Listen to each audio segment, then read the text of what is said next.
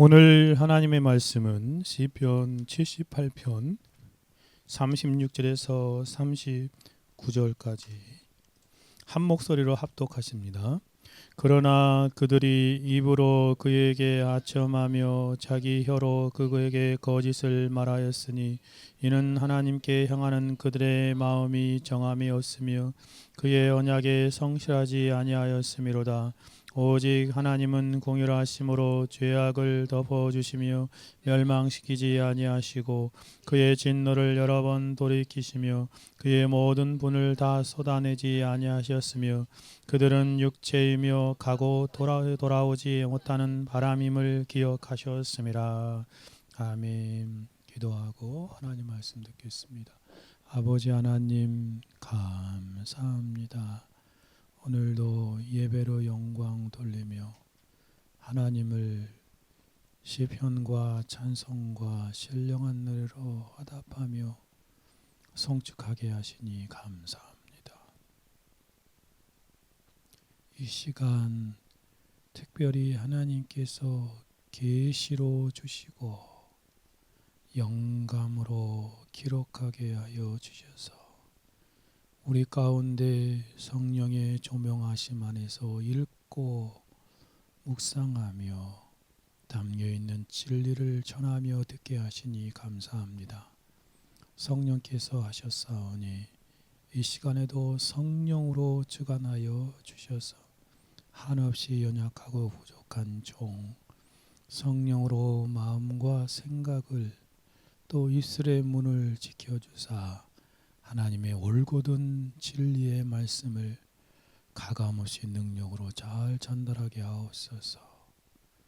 사람의 지혜나 지식은 드러나지 않게 하시고 오직 하나님의 말씀과 하나님의 영광만이 우리 가운데 드러나지는 귀한 그러한 이 한 시간이 되어지게 하시기를 간절히 소원합니다.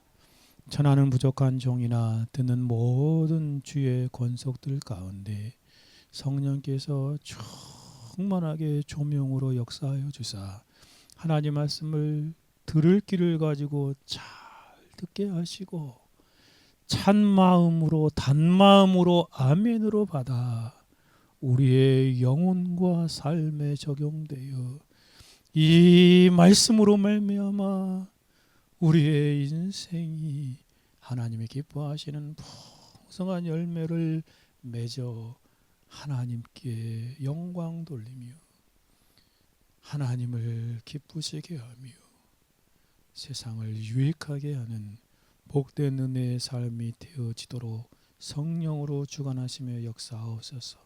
대저 하나님의 모든 말씀은 능치 못하심이 없사오니 그 능력의 말씀으로 우리 가운데 운행하사 하나님의 영광을 밝히 드러내시옵소서. 이 시간도 함께 하시는 성령 하나님을 송축하오며 주 예수 그리스도의 이름으로 기도 올려드리옵나이다. 아멘. 특별히 오늘 하나님의 말씀 하나님의 자비하신 하나님에 대해서 생각해 보십시다. 오직 하나님은 궁휼하심으로 라는 그런 본문의 내용을 중심으로 생각해 보겠습니다. 오늘 교리주선을 같이 한번 읽어볼까요? 하나님은 신실하지 못한 우리의 자비와 인내로 용서하시며 우리의 연약감을 기억하시고 품어주시는 은혜의 아버지시다. 그렇습니다. 하나님은 우리를 forgiveness, 용서하시는 하나님이시다. 그렇죠. 어떤 우리들을요? Our unfaithfulness. 그렇죠. 신실하지 않는, 정말 성실하지 않는, 믿을만하지 못한 우리를 용서하신다. 무엇으로? 무엇을요? His mercy and passion. 그러니까 그 자비와 인내하심으로 참 그런 하나님이시지요. 정말 우리를 하나님께서 그렇게 저 자비와 인내 어떤 분으로요? gracious God. 그러니까 그 그 은혜로우신 아버지로서 그렇죠. 우리의 연약함을 하나님께서 또 우리의 그 약함을 아시고 이렇게 품어주시는 그 은혜로우신 아버지로서 그렇게 자비와 인내하심 가운데를 용서하시고 감싸주시는 그런 궁일이 풍성하신 하나님이심을 생각해 보게 됩니다. 적용진술은 성도는 자신의 연약함을 인정하고 하나님의 끝없는 자비와 신실하심을 의지하며 살아가는 사람임을 깨닫게 되어집니다. 이 부분을 오늘 같이 한번 생각해 보십시다. 경험주의 철학자 중 가운데 한 사람인 프란시스 베이컨이라는 사람이 이렇게 말했다고 하지 않습니까? 아는 것이 힘이다. 그래서 제가 이걸 좀 찾아보니까 이 사람이 말했는지 누가 말했는지 확실히 먼저 후대 사람이 이 사람이 말했다고 이렇게 확정져 가지고 이것이 이렇게 전해지고 있는 것을 보게 됩니다. 그 라틴어를 찾아보니까 스캔티아 포텐티아 에스티 이 지식이 스캔티아죠. 포텐티아가 그 능력, 에스트 이스 그러니까 그 이스 그 비를 말하는 거죠. 그 지식은 포텐티아 힘이다라는 이러한 뜻입니다. 이것도 원래 그 베이컨이 했던 표현은 좀 다른 베이컨의 원저에 나오는 내용은 좀 다르다고 그러더라고요. 이파스켄티아 포텐티타스 에스트 이렇게 베이컨은 표현했던 것을 후대 사람이 이 knowledge is power라는 영어권에서 그렇게 사용했더라고 표현되어지고 있습니다. 정말 아는 것이 힘이다 라고 그렇게 말합니다.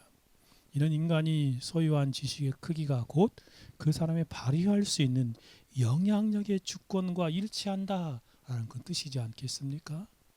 그런 마치 작은 촛불이 방 한 칸을 겨우 비추지만 거대한 밝은 빛은 밤바다를 전체를 항해한 배들을 인도하는 그런 등대와 같이 비추고 있지 않습니까? 빛의 양도 그렇지요. 지식도 마찬가지라는 것입니다. 적은 지식을 가진 사람은 좁은 울타리에 머물러 있습니다. 깊고 풍부한 지식을 가진 사람은 시대를 선도하는 세상을 움직이는 그러한 삶을 살아간다는 것을 보게 되어지지요. 지식은 문명을 일구는 거대한 지렛대와 같기에 세상 사람들은 그 지식이라는 힘을 소유하고자 자신에게 주어진 황금 같은 시간을 거기다 다 몰두하지요. 심지어 자신의 젊음을 다 갈아 거기에 쏟아붓고 있고 정력과 물질과 수고를 아낌없이 쏟아붓는 삶을 살아가는 것입니다. 그러나 여러분, 세상은 그렇지만 성경은 단순히 쌓아올린 그 knowledge, 스캔티아 그 지식을 넘어 그 지식을 살아 숨쉬게 하는 지혜, 사피엔티아죠, 위즈덤 그것을 전면에 강조하고 있습니다. 지식보다 지혜를 강조하고 있는 것이죠. 그렇죠? 성경은 철저하게 그렇습니다. 성경은 선포하지 않습니까? 한 구절만 살펴보면 수없이 많지만 한 구절만 살펴보면 잠언 24장 5절 같이 읽어볼까요? 지혜 있는 자는 강하고 지식 있는 자는 힘을 더하나니 그렇습니다. 그렇죠? 누가 더 강해요? 지혜 있는 자가 강하다라고 말하고 있지 않습니까? 지식이 머릿속에 서랍에 그치는 쌓여져 있는 차가운 활자의 양식이라면 얼마나 그런 사람이 많습니까? 머리만 막 커가지고 이러쿵저러쿵 말을 많이 하지만 차갑습니다. 그렇죠? 냉랭하지요. 지혜는 그 양식을 꺼내어 굶주린 생명을 살리는 살아 움직이는 알미다. 살아 움직이는 스캔티아다. 스키엔티아. 정말 그렇습니다. 지식이 거친 광야에 우두커니 서 있는 이성의 이정표라고 한다면 지혜는 그 이정표를 짚고 그 험한 벼랑길을 당당히 돌파해 나아가는 위대한 발걸음들입니다.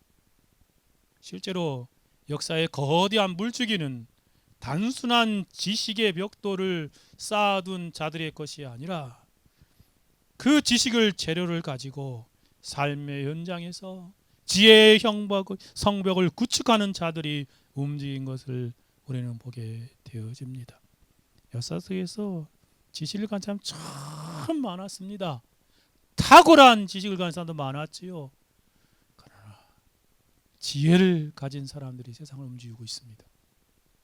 그러나 캄캄한 세상을 살아갈 때 지식의 등불을 부지런히 밝히고 지혜의 칼날을 날카롭게 벼리는 일이야말로 인생을 흔들림이 없이 세우는 가장 강력한 초석이 되어지는 것입니다. 하지만 우리가 추구하는 이 지식과 지혜에도 엄연히 등급과 수준이 존재하지 않습니까? 땅의 먼지만을 바라보는 저급한 지식이 있습니다. 그 영악해 보이지요. 그러나 없어질 한시적인 것들입니다. 그런 반면 하늘의 이치를 깨닫는 정말 고급하고 영원한 지식이 있습니다. 이것을 추구해야 하지요. 사람을 속이는 거짓된 지식이 있습니다. 영혼을 자유롭게 하는 바른 지식이 있습니다. 이단들이 얼마나 많이 사람들을 속입니까? 자기의 지식을 가지고. 영혼을 자유롭게 하는 바른 지식을 추구해야 합니다. 여러분, 우리가 초등학교 수준의 얕은 지식이 있잖아요. 근데 거기에 머무르는 사람이 있어요. 그런가 하면 대학교 수준의 깊은 진리를 탐구하는 사람도 있습니다. 여러분, 초등학교 다닐 때 애들이 막 그 연산을 막 잘해가지고 막 100점 맞는 거 그렇게 막 최고로 생각하잖아요. 그 상태에서 만족하는 사람들이 있어요. 그러니 대학 수준의 정말 뭐 해석학 뭐 이런 것도 많지 않아요, 그렇죠? 미적분, 뭐 적분, 뭐 그런 것도 엄청 많죠. 그냥 고등학교 수준도 아니에요. 대학 가면 더 그것들을 발전해서 탁월한 그러한 곳에 나가지 않습니까? 지식도 등급과 수준이 있습니다. 참으로 지혜로운 인생은 낮은 단계의 말초적인 지식에 만족하지 않고 보다 높은 차원의 본질적인 지식을 목말라하며 추구합니다. 그러므로 그리스도의 보혈로 모든 죄 용서를 받은 성도라면 세상의 유한한 지식, 저급한 지식을 넘어 가장 고상한 지식, 인류 역사상 가장 위대한 최고의 지식과 지혜를 알아가는 일에 온 힘을 다해야 마땅하지 않겠습니까? 그렇다면 우리 성도가 평생을 사모하고 추구해야 할 가장 고상한 지식의 정체는 도대체 무엇입니까? 하나님을 믿는 왕같은 제사장들이 도달해야 할 가장 높은 수준의 지식은 도대체 어디에 있는 것입니까? 일찍이 호세아 선지자는 영적 기갈에 허덕이는 백성들을 향하여 그들의 심장을 파고들며 찢어내는 심정으로 이렇게 외치지 않습니까? 호세아 6장 3절 같이 한번 읽어볼까요? 그러므로 우리가 여호와를 알자, 힘써 여호와를 알자. 그의 나타나심은 새벽빛같이 어김없나니 비와 같이 땅을 적시는 늦은 비와 같이 우리에게 임하시리라 하시니라. 우리가 여호와를 알자, 힘써 여호와를 알자. 제가 그 목사 한 수 받기 전에 이것이 설교 본문으로 이렇게 강도사고시 주제로 나왔었어요. 정말 여호와를 알자, 힘써 여호와를 알자. 이걸로 설교 한 편을 작성해서 내는 건데 정말 우리에게 얼마나 중요한 것입니까? 누구를 아는 지식이 가장 탁월해요? 여호와를 알자, 힘써 여호와를 알자. 여호와 하나님을 아는 지식이 가장, 그분은 통인하시고 일정하신 하나님이시다. 사도 바울도 역시 다메섹에서 주님을 만난 후 성령의 놀라운 감동으로 위대한 고백을 남기지 않습니까? 빌보 3장 8절 같이 읽어볼까요? 또한 모든 것을 해로 여김은 내 주 그리스도 예수를 아는 지식이 가장 고상하기 때문이라. 내가 그를 위하여 모든 것을 잃어버리고 배설물로 여김은 그리스도를 얻고. 여러분 보십시오. 가장 고상한 지식이 뭐예요? 최고의 지식이 뭐예요? 내 주 그리스도 예수를 아는 지식이다. 정말 그래요. 영원한 지식입니다. 골로새 2장 3절에서도 그는 그 안에는 즉 예수 그리스도 안에는 지혜와 지식의 모든 보화가 감추어 있느니라. 여호와를 경외할 지혜의 근본인 것을 성경에 많은 것을 말하지 않습니까? 그 여호와가 누구예요? 저는 성자 하나님 예수 그리스도를 말하는 것이 그 안에 포함되어 있다라고 생각합니다. 그리스도 안에는 지혜와 지식의 모든 보화가 감추어져 있습니다. 진실로 그렇습니다. 인간이 도달할 수 있는 가장 찬란하고 고상한 지식은 바로 하나님을 아는 지식입니다. 예수 그리스도를 아는 지식입니다. 마치 어린아이가 아버지를 신뢰하는 만큼 그 품 안에서 평안을 누리듯 성도는 하나님을 아는 만큼 비로소 바르고 건강한 신앙생활을 살아갈 수 있는 것입니다. 우리는 인생의 나침판을 오직 하나님을 아는 일에 맞추어야 합니다. 여러분 세상에 무엇을 하든지 간에 여러분의 모든 방향을 하나님을 아는 일에 힘쓰며 살아가는 것이지요.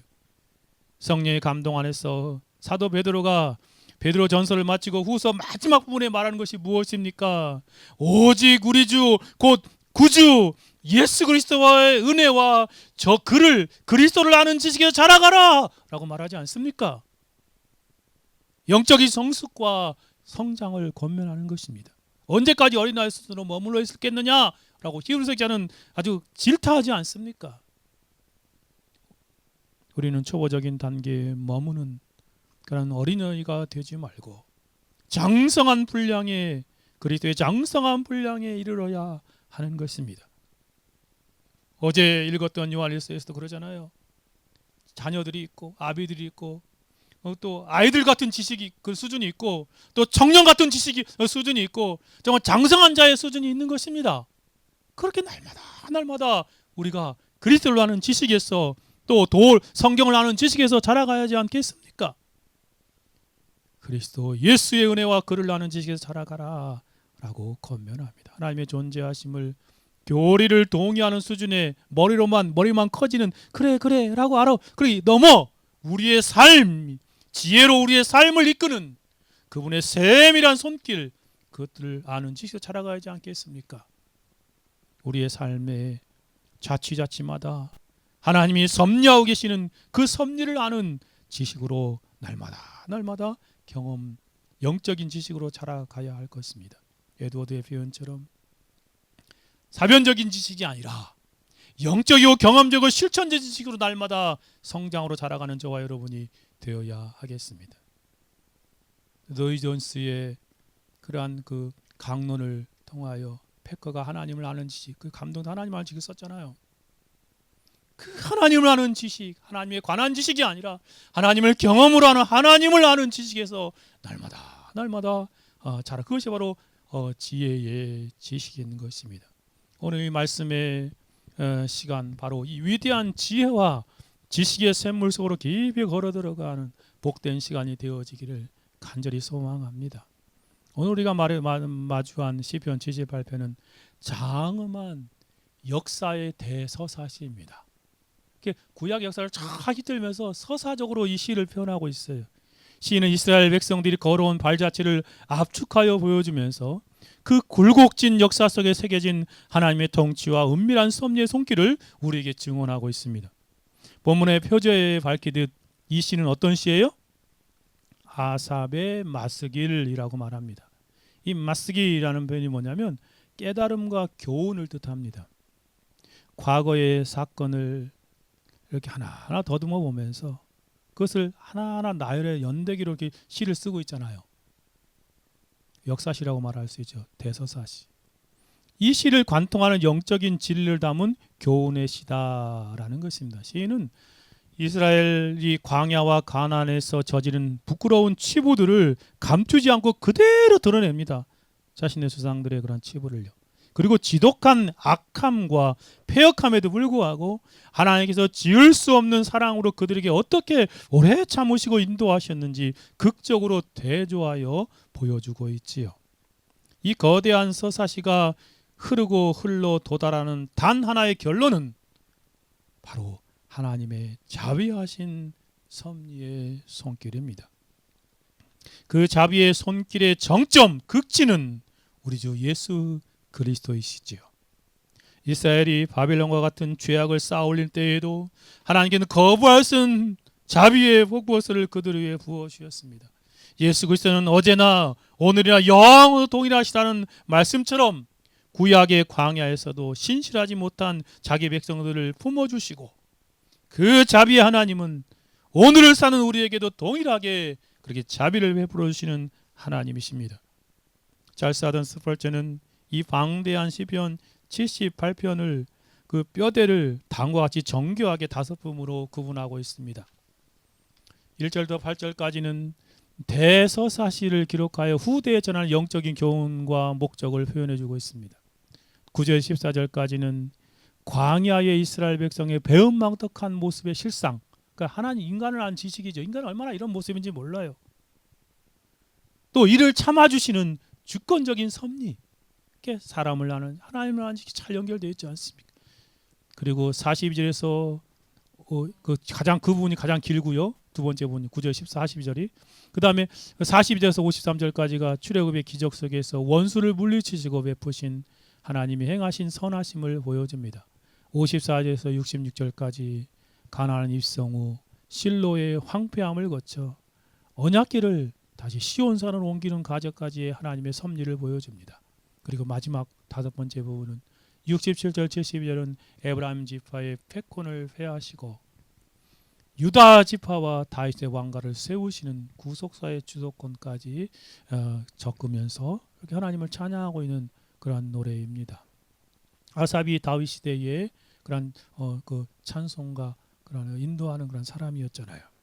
그 시대까지 이렇게 쭉 하나님의 놀라운 섭리를, 그 자비하심을 서술하고 있는 것입니다. 우리가 이 시편 78편 한 절 한 절 깊이 묵상하며 읽어 내려갈 때 마치 결코 떨어질 수 없는 동전의 양면처럼 함께 맞물려 있는 두 가지가 있습니다.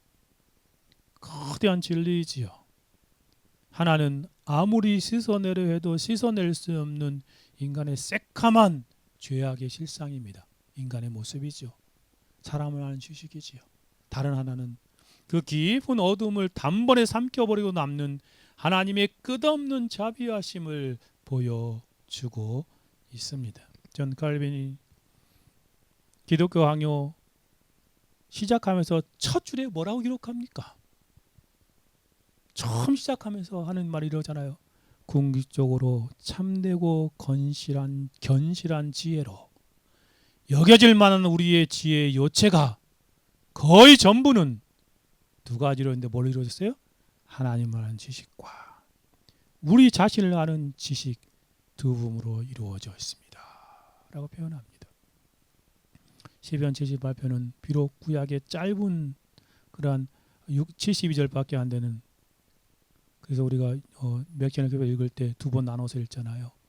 누가복음에서도 그 긴 부분도 둘로 나누지만 여기도 둘로 나눕니다.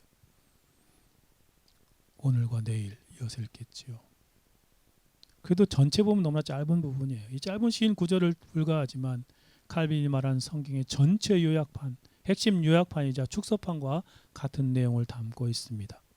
이러한 거울을 통해 우리는 더러운 얼굴을 보는 인간의 죄악을 보게 됩니다.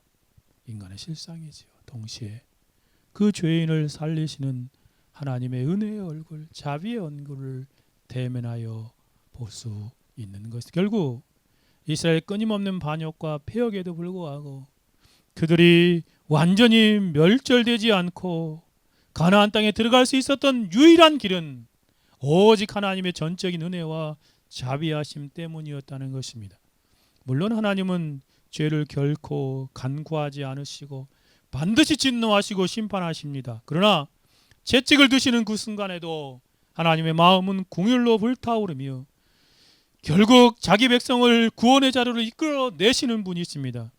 그렇다면 오늘 우리는 이 본문 36절에서 39절 말씀을 중심으로 깨진 도자기와 같이 소망이 없는 인간의 죄악된 실상을 살펴보고 그 깨어진 조각들을 자비로 꿰어 맞추어서 성령 하나님의 풀물 속에서 은혜의 그릇으로 빚어내시는 하나님의 자비하신 손길을 함께 깊이 숙고해 보는 시간이 되었으면 하는 간절한 바람입니다.